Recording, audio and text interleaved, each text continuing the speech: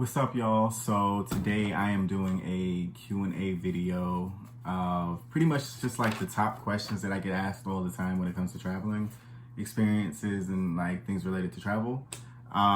So yeah, we're gonna jump right into it because yeah. So all right, let's go. So the first question is really like the top question I always get. What is your bucket list destinations? I actually have not been to any of my bucket list destinations to start off with, because there's certain things that I want to do when I go to these places, and I don't want to take away from the experience by going and not being able to do everything that I wanted to do. So I guess like the first main one would be Dubai. I haven't been there because there's like a lot of stuff that I actually want to do there. Second place is Cairo, Egypt. I want to go see the pyramids. Well, really Egypt in general. Like, as you can see, I got like straight up all Egyptian tattoos. Like, I love Egyptian culture. So that's like the main ancient Egyptian culture, not current. But that's like the main place that two places that I want to go to. Next question was, what are some of your challenges when it comes to traveling? Personally, I don't really have any challenges for myself. When it comes to traveling with other people, that's when it becomes a challenge. Because then you have to take into consideration what other people want to do, other people's budget, things like that. And I'm not really with all that. So, like, that's a challenge. I guess another challenge for me is finding places that are gonna be, for me personally, it's finding places that I can go by myself and not really have any issues to worry about as far as, like, to be honest, being a black person going alone somewhere, which is actually, I'm gonna do another video on that because that's like the sole purpose of my vlogs and stuff, just, being a solo black traveler. So I think that is the biggest one. Finding places where like you can go, having to find diverse places where you can go somewhere and you won't stand out. Like there's like certain places, certain countries in Europe where I won't particularly go to just because I know like they're gonna be like, oh my god, a black person is here. So I think that's like the main challenge that I face. The next question was, how do I plan my trips? This is actually funny because lack of planning works better for me. Now, some people, they need to know like what they're gonna do from point A to point B to point Z. Me, how I plan it is I find where I want to go. I'll look up things to do in said place. And then like I'll just kind of like, my favorite thing to do is to get lost in a place. So like my favorite thing to do is to get lost in a place, not necessarily get lost, but like, for example, I'll look up things to do and then I'll get on the train to go to the area of the place of the thing that I want to do. And then from there, I'll like kind of explore around and like walk to wherever I'm trying to go. Like if it's a museum, for example, I'll look up where the museum is, take the train to the museum, and then go get off the train and then, take the long way to get somewhere, or, go where it's like heavily populated and I know this is going to happen, depending on where I'm at. Like if it's a place that I'm not really comfortable with being, then I'll like take the populated route. But like, for example, when I went to Amsterdam, I was like, you know what, I'm just going to go here and then walk around, get lost, and then find my way back to the train and go back. So that's what works for me. That wouldn't really work for everybody, but that's what I like to do. I've learned that I've had better experiences doing it like that rather than planning to do something. So that's my method. Craziest travel experience. I don't know if I should say like craziest or worse. It's probably this, I'll do craziest as in like crazy. But so when I went to Peru, actually, on my way coming home, I always keep everything together. I keep all my stuff in specific places. I pickpocketed proof my bag so that way nobody can go in and grab anything. Every method of being safe and secure with all of my stuff I take. So I took my passport out of my bag, which is so not like me to do. I don't take my passport out of my bag until I get to the airport, show it, boom, back in my bag. But I was in a taxi ride to the airport all by myself, going through Peru. So I was on my way to the airport, took my passport out of my bag, and I put it in my pocket. Now, another thing that I do is I'll wear like joggers that have a zipper on the pocket on travel days, like if I'm in the airport, so that way nothing's falling out of my pocket and stuff like that. And that specific time, I did not have on the normal attire that I have. So then when I got out of the taxi, right before I got off the taxi, actually, the man asked me, he was like, what airline are you taking? Which in Peru, it doesn't matter. There's only one entrance. But he asked, he was just, I think just casual conversation, just like, what airline are you taking? I was like, oh, I'm taking United going into the States or whatever. And, he was like, oh, okay, cool, have a safe flight or whatever, boom. Drops me off.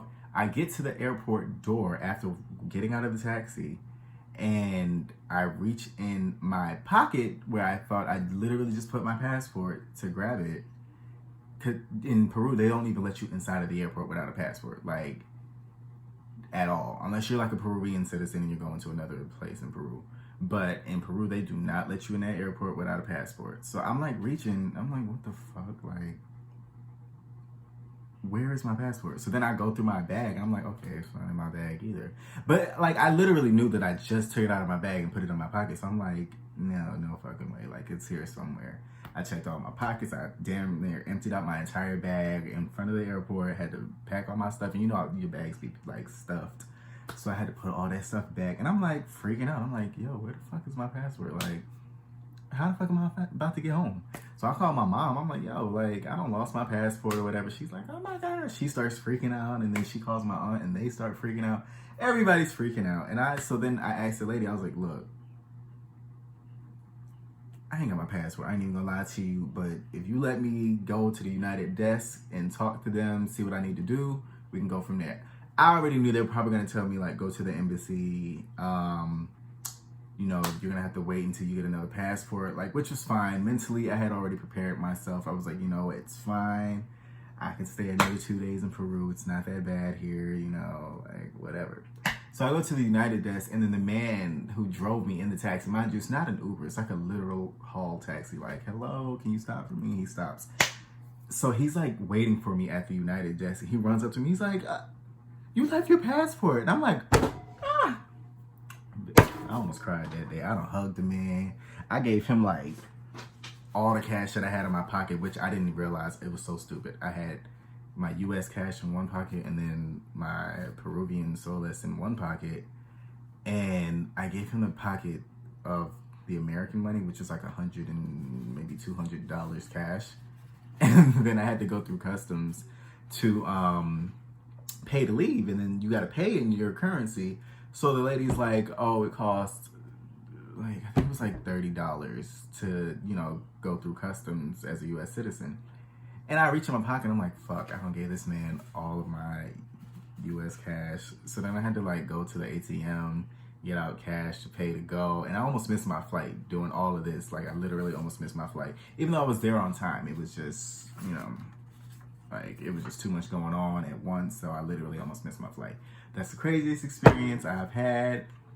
I hope that does not happen again, and I hope it doesn't happen to any of you guys, because it's a very scary experience. Like, if I did not have the money to be there, that could have been like a tragedy. Like, I would have been like out in the streets of Peru, nowhere to stay, nowhere to go. Like, but I was like prepared. But like most people that travel a lot don't have the money to, like, for emergency purposes, I guess you could say. So luckily I was prepared in case it went wrong or downhill, but not everybody is. So if you ever lose your passport in another country, just go to the embassy. Don't even stress yourself out. Go to the embassy. You can get another one in a day, I think. Like, I think they can expedite it and everything. So it's a really easy process. Just don't freak out. Take a deep breath and go. Favorite travel moments? That's the next question. I don't know. I would say, as far as like favorite travel moment, would have been in Amsterdam. as a whole, the trip was like my favorite moment because I didn't expect to like it that much. It was just a place to knock off of my list of countries that I wanted to go to. So when I went, I was like very like, wow, this place is amazing. Like, so I liked it so much that I literally went back like 2 weeks later. Like, so the whole place was just a vibe. It was like I felt like it was in my element. Like, it was very diverse. I had no issues. Like, getting around was super easy. Like, it was just a really great experience. Next question. Actually, this should have been number one. I actually get asked this the most. And it's, do I travel alone? And if so, how is it? I do travel alone when I go out of the country. I think the only time I went with somebody was, well, I guess twice I went with people was in Peru and in Tokyo. Um, but other than that, like Germany, Amsterdam, London, I'm probably forgetting some place, but those other places, I did go by myself. Personally, as far as like how it is, I prefer to travel by myself. Like I said earlier, you don't have to worry about considering other people's opinions or what they want to do, their budget. You kind of know in your head what you want to do, and you just go and go about. Like me, I go and I get lost places. I don't necessarily plan it out too often. That doesn't always work for other people. I will say it worked in Tokyo when I went with my brother because like he knows like how I am. He knows that like I pretty much know what I'm doing. But I've gone to other places with people and like they have like we're going here at this time, here at this time, and that shit don't work for me. Like I will leave and do my own thing. Like I'm not about to go through all of that. The second you put a time on something, I'm out of it. So also when it comes to traveling alone, you don't. I don't know. It's just the whole thing. Like you can literally do what you want. You don't have to consider other people's opinions, feelings, budgets, what they don't like to do, what they do like to do. So you really just do your own thing. Like, and I like that's my method, and I prefer it. And I've learned that when it comes to traveling with other people, it's just too much that you have to consider. Like when it comes to traveling with other people, so I just prefer to travel by myself, and that works for me. Other people, it may not work for them. But another thing that I've learned is that if you're not comfortable enough to travel by yourself, then you need to work on yourself as a person anyway, because that's a bigger issue within yourself that you need to work on. Because if you're not comfortable with being by yourself, that's an issue. So yeah. Next one. I don't really like this question. If it's directed towards me, but if it's like a general question, I'll answer it like that. How can you afford to travel so much? If whoever that was is asking, how can I afford to travel so much, like themselves, then I would say like just budgeting, budget planning. Find like the cheapest route to go somewhere. Side note, I'm actually working on a program where I'll be like getting people the cheapest method of travel to get someplace. So stay tuned. So yeah, you find the cheapest route to get to wherever you're going. A lot of people don't like not knowing where your hotel would be, but Hotwire has the best deals. Like if you know your I've never had an issue when it comes to the actual hotel as long as I looked at the star rating. If you have somebody who gets good deals on hotels, you can talk to them. That works. So yeah. Favorite place that I've been to, I kind of already answered this earlier. Amsterdam has been my favorite place. Least favorite place, I don't know if I kind of do have a least favorite. I have two least favorites, but it was just because of different reasons. So like it's on the same level of liked. Tokyo would have been better if it wasn't so goddamn hot. I don't care what nobody tells y'all. Tokyo is the hottest place I have ever been to, but it's like a muggy heat. It was like, all right, get me the hell out of here. Like I'm about to pass out.